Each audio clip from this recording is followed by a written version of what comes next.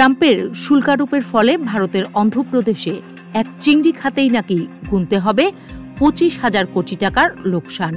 একই অবস্থা কার্পেট শিল্পেও।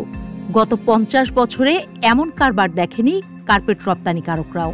চিংড়ি, কার্পেটের মতো ভারতের লাভজনক রপ্তানি নির্ভর খাতগুলো হারিয়ে এই মুহূর্তে হা-হুতাশ ছাড়া আর কোনো গতি নেই মোদির।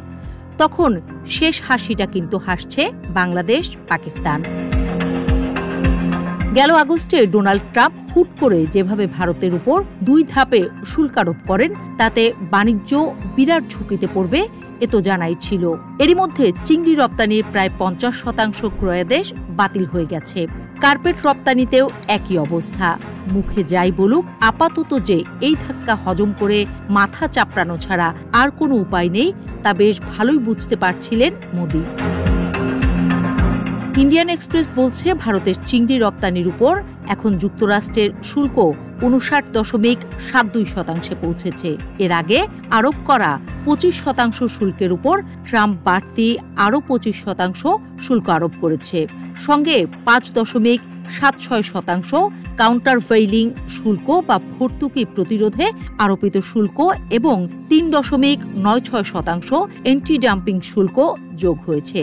ফলে বাধ্য হয়ে কেন্দ্রের সরকারের কাছে নিজের রাজ্যের মাছ ও চিংড়ি চাষিদের বাঁচাতে সহায়তার আবেদন করেছেন অন্ধ্রপ্রদেশের মুখ্যমন্ত্রী এন চন্দ্রবাবু নাইডু। কার্পেট শিল্পেও একই অবস্থা। এরই মধ্যে 90% ক্রয়াদেশ বন্ধ। শুধু পুরনো যেসব ক্রয়াদেশ সরবরাহ বাকি ছিল সেগুলোর কাজ শেষ করা হচ্ছে। আর অবস্থা যেদিকে মোড় নিচ্ছে তাতে খুব শিগগিরই হয়তো আর এই ব্যবসা দখল করে নেবে তুরস্ক আর পাকিস্তান। অন্যদিকে চিংড়ি শিল্পের ক্ষেত্রে যে অবস্থায় দাঁড়িয়ে আছে মোদির দেশ, তাতে ভৌগোলিক অবস্থানের কারণে এ বাজার ধরতে সবচেয়ে ভালো অবস্থানে আছে বাংলাদেশ বলে মনে করছেন বিশেষজ্ঞরা।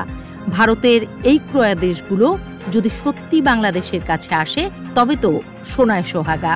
রপ্তানি উন্নয়ন ব্যুরোর পরিসংখ্যান বলছে, গত 5 বছরে খুলনা অঞ্চল থেকে চিংড়ি রপ্তানি করে আয় হয়েছে 11,300 কোটি টাকা।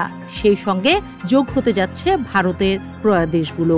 ফলে শেষ হাসিটা যে বাংলাদেশই হাসছে এ বিষয়ে কোনো সন্দেহ নেই।